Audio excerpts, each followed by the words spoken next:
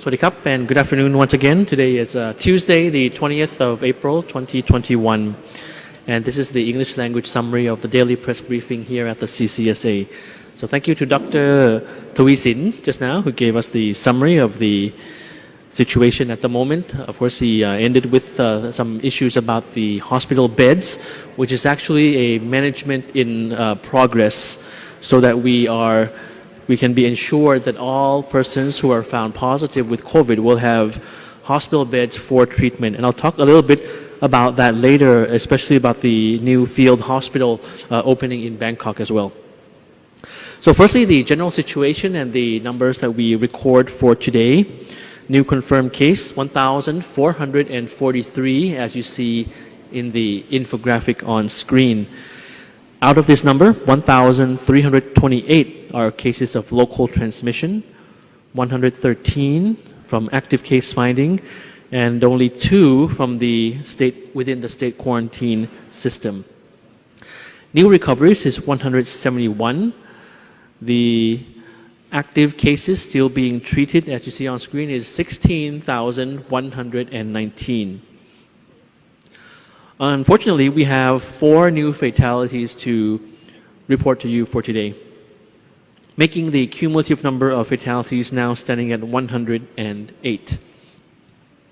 The 105th fatality is a 78-year-old individual who had thyroid and high blood pressure. The 106th is a 78-year-old as well man who was a trader in Bangkok with diabetes, high blood pressure, and frequently visited gambling dens. The 107th fatality is an 86-year-old Indian national female with pre-existing conditions like thyroid and was bedbound in Bangkok. She was in close contact with a friend who was later tested positive for COVID. And the 108th fatality is a 30-year-old business person with a history of visits to entertainment venues in Thong Lo district in Bangkok and had visited relatives in Ayutthaya province. So our sincere condolences to the families of the 4 deceased fatalities. Now, just one observation from those who are still under treatment, the active cases still under treatment. We have around 200 plus severe cases, as well as 55 on ventilators. Additional observations. First is that the numbers right now in Thailand are actually, they keep fluctuating with an upward trend. Although in some provinces, the numbers have improved, province specific. So we therefore continue to ask for your cooperation to be very cautious and be mindful of the various risks of COVID. Today, we have new cases in 68 provinces as compared to new cases in 70 provinces 2 days ago, the day before yesterday.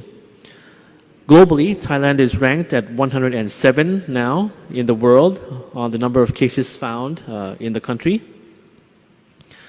When we talk about the entertainment cluster,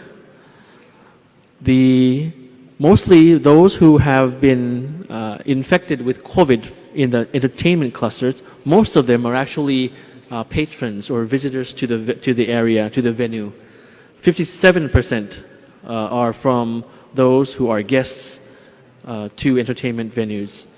18% from the staff within the venues itself, and another 17% from those who have contacted those who visited entertainment venues. So this is especially for the people who tested positive in the entertainment cluster. One piece of information regarding one particular province is about the province of Phuket, wherein they have enacted new stringent measures for entry into Phuket for the dates between the 21st, tomorrow, of April, until the 30th of April at the end of the month, which includes those traveling by vehicle and by flights. And they've come up with these new measures to curb the infection as follows. Number 1, Those who have received 2 vaccinations with supporting official documents are eligible to travel to Phuket. Number 2, those who have COVID-free certificate issued no more than 72 hours before departure from the point of origin can enter Phuket. Number 3, those who do not have the said documents mentioned are required to take the rapid antigen test upon arrival and must wait for the results at the airport. So this is there's 2 more. Number 4, those entering Phuket by vehicle from the red zone provinces will be screened at the checkpoints in Phuket.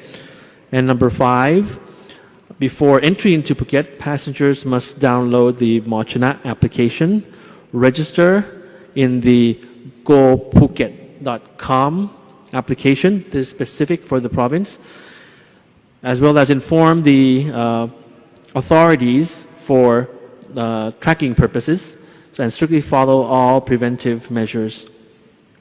Now, there is this exception for entering into Phuket for those who are transporting goods and who are not staying overnight. They must carry a permission document before being allowed entry into Phuket. Yes, so this is some new information for Phuket effective tomorrow, the 21st of April. Now, about curfew, as mentioned in the briefings that we had earlier this week, and just to take out any misinformation that we might have heard. So there had been some false information spreading online regarding the supposed announcement of curfew in some areas of Thailand between 11 p.m. to 4 a.m. Now, it has been clarified that there's no curfew announced by the government under Regulation number 20 in accordance with the Declaration of Emergency Situation under the Emergency Decree that became effective on the 18th of April 2021. So there have been no curfew.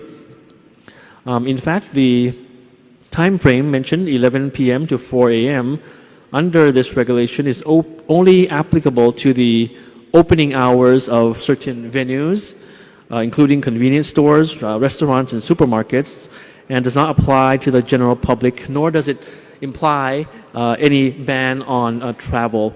It is discouraged, movement is discouraged, but it is not prohibited.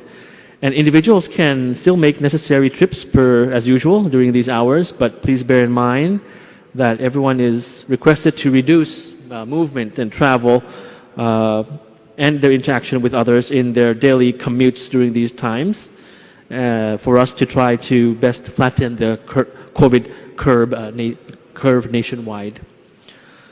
So just now I mentioned about Field Hospital. Just one related information is that the Bangkok Metropolitan Administration opened the second Erawan Field Hospital in Bangkok Arena Sports Center in Nong Chok district in Bangkok as the fourth field hospital in Bangkok to cope with the increasing number of cases. And the governor of Bangkok, Governor Asawin Kwanmueang, said that patients who showed no symptoms would be treated at field hospitals, adding that these field hospitals offer various facilities such as meals, Wi-Fi, as well as CCTV camera for security.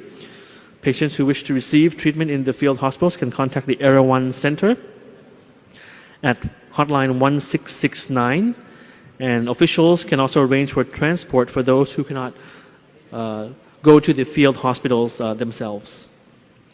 So just an additional point before closing, that as we fight COVID and practice DMHTT in our daily lives, and as we work from home, I believe that everyone is working from home to the maximum capacity at the moment, be they government agencies or private companies. So as we practice work from home, there is another tool to remain healthy is to maintain positive thoughts. Now, mental health is also very important during these times, and the Department of Mental Health of the Public Health Ministry has recommended 4 doses of mindfulness for us, which we can do ourselves without having to visit the hospital. The first, number 1, is mindfulness. The first dose of mindfulness, of the mindfulness vaccine, is safety. as in practicing safe behavior, such as wearing masks, washing hands, and social distancing, avoiding congested areas. The second dose is to avoid panicking by reading and consuming news updates from credible sources, such as the Ministry of Public Health and other agencies, and always do fact checkups. Number 3, the third dose is hope, as hope will motivate us and keep our spirits high for a better tomorrow. And fourth, lastly, the final dose is empathy, to understand the feelings of other people by listening and sending support to those around us. So this is basically what I have for you for today's briefing. When there are any important issues that are sent to us on social media in our inbox, we tend to take a very short time in addressing those issues. This morning, I also received a message in one of our social media inboxes regarding the information provided in the English language briefing. So we hope to improve that from time to time to include issues that will be of interest. For example, the severe cases of those who have been found positive with COVID, those still under treatment. I mentioned in the earlier part of this briefing, over 222 severe cases now out of the current cases, active cases still being treated. 222 are severe cases, and 55 are those who have to use a ventilator. So that's an indicator of the severity of the cases that we have at the moment. So issues such as these are issues that have been sent to us in our inbox that our audience would like to hear. So when we have these requests, we'll send that to you, we'll deliver that to you from time to time. Another issue is about the availability of hospital beds. There was a certain individual who kindly gave us a suggestion that the audience here might want to hear about hospital beds. However, of course, the focus now is on the field hospitals, which is a management in progress that I mentioned. And mostly, I believe that expats or foreign nationals would be entering into the alternative state quarantine and hospitals more than the field hospitals, of course. I think that's the case. So that's why we haven't been talking about field hospitals as much as the Thai version. But from time to time, when there are information regarding these issues, hospital beds, as per request that we receive from social media, we'll talk about that. The issue about vaccine is very important for foreign nationals as well. So as soon as we receive more information regarding the how and ways and means in all of these registration processes, we'll get back to you as soon as possible for these. So thank you very much for your attention. We'll see you again tomorrow. สวัสดีครับ